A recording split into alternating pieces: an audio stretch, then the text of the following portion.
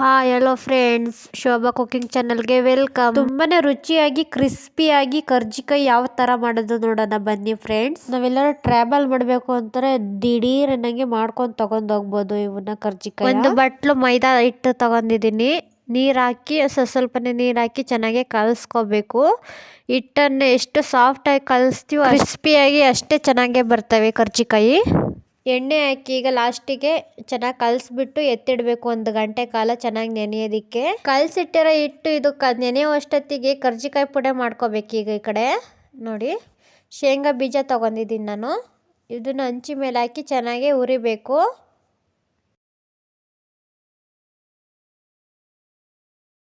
ನೋಡಿ ಇದು ಶೇಂಗಾ ಚೆನ್ನಾಗಿ ಫ್ರೈ ಆಗೈತೆ, ತೆಗಿತಾ ಇದ್ದೀನಿ.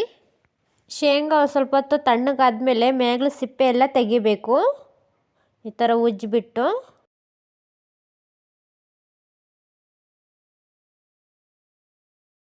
ಈ ಥರ ಎಲ್ಲ ಚೆನ್ನಾಗಿ ಉಜ್ಜಿಬಿಟ್ಟು ಸಿಪ್ಪೆ ತೆಗೆದು ಶೇಂಗಾವ ಕ್ಲೀನ್ ಮಾಡ್ಕೊಂಡು ಮಿಕ್ಸಿಗೆ ಹಾಕ್ಕೋಬೇಕು. ಶೇಂಗಾ ಈಗ ನುಣ್ಣಗೆ ಪುಡಿ ಮಾಡ್ಕೊರೋಣ. ನೋಡಿ ಚೆನ್ನಾಗಿ ನುಣ್ಣು ಪುಡಿ ಮಾಡ್ಕೊಂಡಾಯಿತು ಶೇಂಗಾ.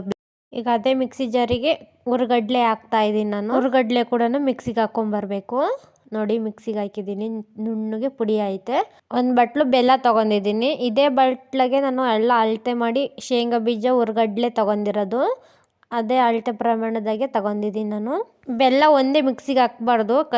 ಪುಡಿ ಮಾಡಿ ಎತ್ತಿಟ್ಕೊಂಡಿದ್ವಲ್ಲ ಹುರ್ಗಡ್ಡೆ ಪುಡಿ, ಅದು ಕೂಡ ಜೊತೆಗೆ ಹಾಕಿ ಬೆಲ್ಲದ ಜೊತೆಗೆ ಮಿಕ್ಸಿಗೆ ಹಾಕ್ತಾ ಇದ್ದೀನಿ ನಾನು. ತುಂಬಾನೇ ಈಸಿಯಾಗಿ ಕರ್ಜಿಕಾಯಿ ಪುಡಿ ರೆಡಿ ಆಯಿತು. ಈ ಕರ್ಜಿಕಾಯಿ ಪುಡಿ ಮಾಡಿ ಇಟ್ಕೊಂಡ್ರೆ ನಾವು ಯಾವಾಗ ಬೇಕಾದರೂ ಈ ಥರ ಕರ್ಜಿಕಾಯಿ ಮಾಡ್ಕೊಂಡು ತಿನ್ಬೋದು. ಕರ್ಜಿಕಾಯಿ ಪುಡಿ ರೆಡಿ ಇತ್ತು ಅಂದರೆ ನೋಡಿ ಮೈದಾ ಹಿಟ್ಟು ಚೆನ್ನಾಗಿ ನೆಂದಿದೆ 1 ಅರ್ಧ ಗಂಟೆ ಕಾಲ. ಈಗ ಉಂಡೆಗಳು ಮಾಡಿ ಚೆನ್ನಾಗಿ ಉದ್ದಕ್ಕೆ ಒಸ್ಕೊತಾ ಇದ್ದೀನಿ. ನೀವು ಚಿಕ್ಕಕ್ಕೆ ಬೇಕಾದರೂ ಒಸ್ಕೋಬೋದು. ನಾನು ದೊಡ್ಡಕ್ಕೆ ಉದ್ದಕ್ಕೂ ಒಸ್ಕೊತಾ ಇದ್ದೀನಿ. ನೋಡಿ ಈ ಥರ ಕರ್ಜಿಕಾಯಿ ಶೇಪಲ್ಲಿ ಲಟ್ಟಿಸ್ಕೊತಾ ಇದ್ದೀನಿ ನಾನು.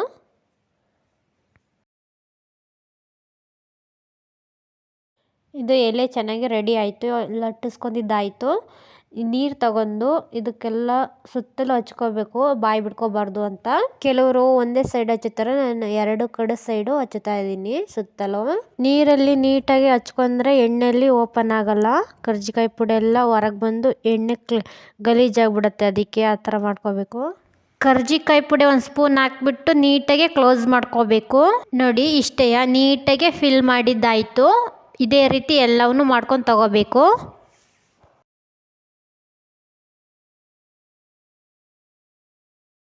ಈ ಕಡೆ ಎಣ್ಣೆ ಬಿಸಿ ಆಗೋದಕ್ಕೆ ಇಟ್ಟಿದ್ದೀನಿ. ಎಣ್ಣೆ ಬಿಸಿ ಆಗಿದೆಯಾ ಇಲ್ಲ ಅಂತ ಚೆಕ್ ಮಾಡ್ಕೊತಾ ಇದ್ದೀನಿ. ನೋಡಿ ಈ ಥರ ಕೈ ಹಿಡಿದ್ರೆ ಅವೇ ಬಡಿಬೇಕು. ಬಿಸಿಯಾಗಿದೆ. ಈಗ ಕರ್ಜಿಕಾಯಿ ಹಾಕ್ತಾ ಇದ್ದೀನಿ ನಾನು. ಕರ್ಜಿಕಾಯಿ ಹಾಕುವಾಗ ಸಣ್ಣವರೇ ಇಟ್ಕೋಬೇಕು. ಕರ್ಜಿಕಾಯಿ ಹಾಕಿ ಆದಮೇಲೆ ದೊಡ್ಡವರೇ ಇಟ್ಕೊಂಡು ಚೆನ್ನಾಗಿ ಕರಿಬೇಕು. ಈ ಕರ್ಜಿಕಾಯಿ ಮಾಡಿ ಎತ್ತಿಟ್ಕೊಂಡ್ರೆ ತಿಂಗಳು ತನಕನೂ ತಿನ್ಬೋದು ನಾವು.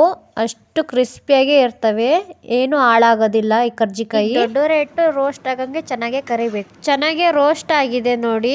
ಈ ಕಲರ್ ಬಂದರೆ ಸಾಕು, ತುಂಬಾನೇ ಕ್ರಿಸ್ಪಿಯಾಗಿ ಬರ್ತವೆ ಕರ್ಜಿಕಾಯಿ. ಕರ್ಜಿಕಾಯಿ ಎಷ್ಟು ಕ್ರಿಸ್ಪಿಯಾಗಿ ಬಂದಿದ್ದೇವೆ ಅಂತ ಸೌಂಡ್ ಕೂಡ ತೋರಿಸ್ತೀನಿ ನೋಡಿ.